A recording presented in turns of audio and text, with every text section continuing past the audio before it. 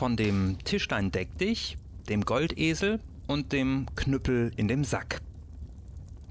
Es war einmal ein Schuster, der hatte 3 Söhne und eine Ziege. Die Söhne mussten ihm beim Handwerk helfen und die Ziege musste sie mit ihrer Milch ernähren. Damit sie nun alle Tage gut saftig Futter bekämen, sollten die Söhne sie der Reihe nach auf die Weide führen. Der Älteste führte sie auf den Kirchhof, ließ sie da herumspringen und fressen. Am Abend, als er heim wollte, fragte er: »Ziege, bist du satt?« Die Ziege antwortete: »Ich bin so satt, ich mag kein Blatt. Mäh, mäh.« »Nun, so komm nach Haus«, sagte er, zog sie in den Stall und band sie fest. Der alte Schuster fragte seinen Sohn, ob die Ziege auch genug zu fressen gekriegt hätte. Der Sohn antwortete: »Sie ist so satt, sie mag kein Blatt.« Er wollte aber selbst sehen, ob das wahr sei, ging in den Stall und fragte: »Ziege, bist du satt?« Die Ziege antwortete: »Wovon sollte ich satt sein? Ich sprang nur über Gräbelein und fand kein einzig Blättelein. Mäh, mäh.« Wie der Schuster das hörte, glaubte er, sein Sohn habe ihn belogen, war zornig, sprang hinauf, nahm seinen Stock von der Wand und prügelte ihn fort. Tags darauf musste der zweite Sohn die Ziege weiden. Er führte sie unter lauter gute Kräuter, die fraß die Ziege alle ab, und am Abend fragte er: »Ziege, bist du satt?« »Ich bin so satt, ich mag kein Blatt. Mäh, mäh.« »Nun, so komm nach Haus«, zog sie in den Stall und sagte dem Alten, die Ziege sei satt und wohl gefuttert. Der Alte ging wieder hinunter und fragte: »Ziege, bist du satt?« »Wovon sollte ich satt sein? Ich sprang nur über Gräbelein und fand kein einzig Blättelein. Mäh, mäh.« Der Schuster war zornig und prügelte auch seinen zweiten Sohn zum Haus hinaus. Endlich musste der dritte Sohn die Ziege auf die Weide führen. Der wollte sie auch hüten und suchte das schönste Futter aus. Die Ziege ließ auch nichts übrig.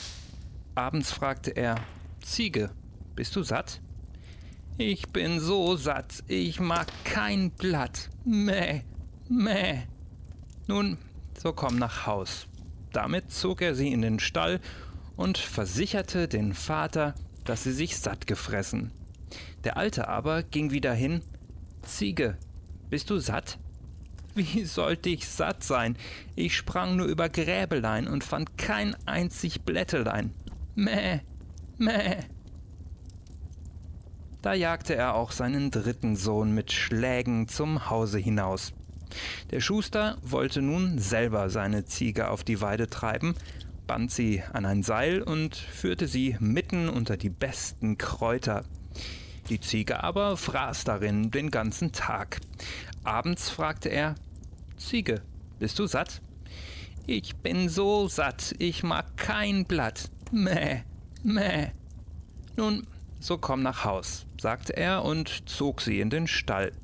Als er sie festgeknüpft hatte, fragte er noch einmal: »Ziege, du bist doch satt?« Die Ziege aber antwortete ihm nun auch: »Wie sollte ich satt sein? Ich sprang nur über Gräbelein und fand kein einzig Blättelein. Mäh, mäh.« Wie der Schuster das hörte, da sah er, dass er seine 3 Söhne unschuldig fortgejagt hatte und ward über die boshafte Ziege so zornig, dass er sein Rasiermesser holte, ihr den ganzen Kopf kahl scherte und sie fortpeitschte.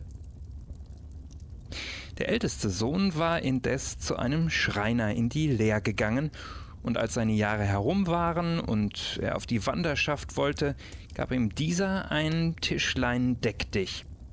Er brauchte nur zu sagen: »Tischlein, deck dich.« So war das Tischlein mit weißem Tuch gedeckt, ein silberner Teller stand da, silberne Messer und Gabel lagen dabei, vorn ein Kristallglas mit rotem Wein gefüllt und rundherum die schönsten Schüsseln voll Essen.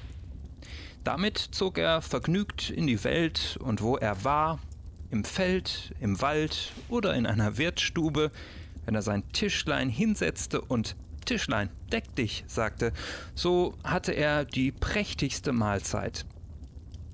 Einmal kam er in ein Wirtshaus, wo die Gäste schon alle versammelt waren. Sie fragten ihn, ob er mitessen wollte. Er antwortete, »Nein, aber ihr sollt mit mir essen.« Damit stellte er sein Tischlein in die Stube, sprach, »Tischlein, deck dich!« Da stand es voll von dem kostbarsten Essen, und wenn eine Schüssel abgehoben war, kam alsbald eine neue an ihre Stelle, und alle Gäste wurden herrlich traktiert. Der Wirt gedachte, wenn du ein solches Tischlein hättest, wärst du ein reicher Mann. Und nachts, als der fremde Schreiner eingeschlafen war und sein Tischlein in eine Ecke gestellt hatte, holte er ein anderes, das ebenso aussah, und stellte es für das echte hin. Am Morgen früh stand der gute Geselle auf, nahm sein Tischlein deck dich auf den Rücken und merkte nicht, dass es ihm vertauscht war. Er ging heim und sagte zu seinem Vater, »Sorgt nicht weiter und bekümmert euch nicht, ihr habt ein Tischlein deck dich, da können wir alle Tage im Überfluss leben.« Der Vater freute sich und ließ die Verwandten einladen, und wie alle beisammen waren, setzte der Sohn sein Tischlein mitten in die Stube und sprach, »Tischlein, deck dich!« Aber das Tischlein blieb leer, nach wie vor.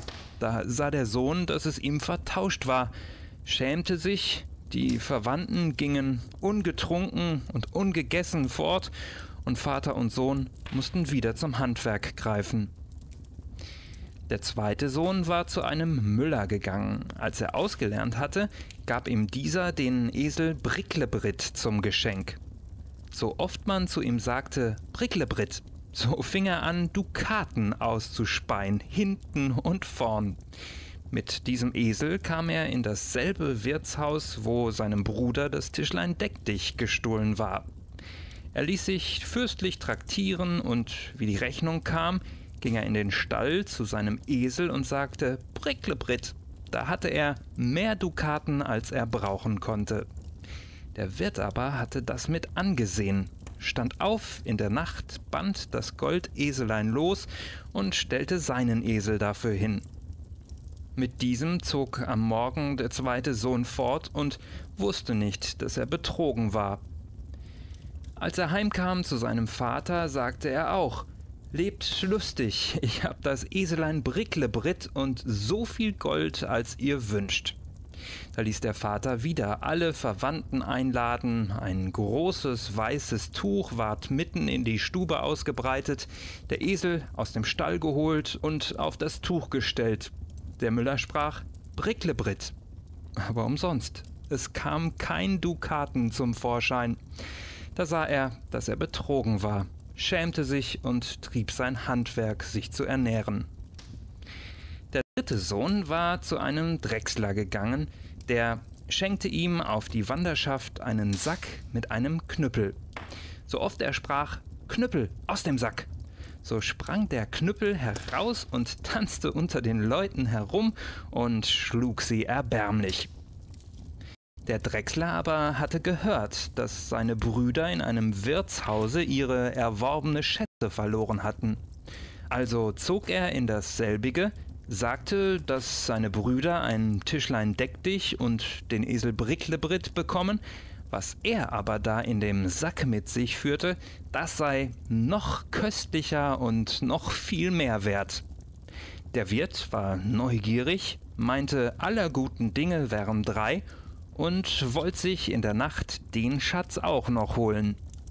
Der Drechsler aber hatte seinen Sack unter sein Kopfkissen gelegt. Wie nun der Wirt kam und daran zog, sprach er, Knüppel, aus dem Sack! Da fuhr der Knüppel aus dem Sack über den Wirt her, tanzte mit ihm und prügelte ihn so erbärmlich, dass er gern versprach, das Tischlein deck dich und den Esel Bricklebrit wieder herauszugeben. Damit zog nun der jüngste Sohn heim, brachte alles seinem Vater und lebte mit ihm und seinen Brüdern in Glück und Freude.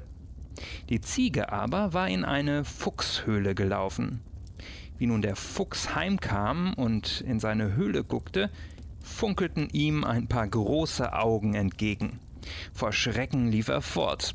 Da begegnete ihm der Bär und sagte: »Bruder Fuchs, was machst du für ein Gesicht?« »Ein grimmig Tier sitzt in meiner Höhle mit entsetzlichen, feurigen Augen.« »Das will ich dir heraustreiben«, sagte der Bär und ging zur Höhle. Wie er aber hinkam und die Augen schimmern sah, kriegte er auch Furcht und lief wieder zurück. Da kam eine Biene angeflogen und fragte: »Was siehst du so verdrießlich aus, Bär?« »Es sitzt ein grimmig Tier dem Fuchs in seiner Höhle.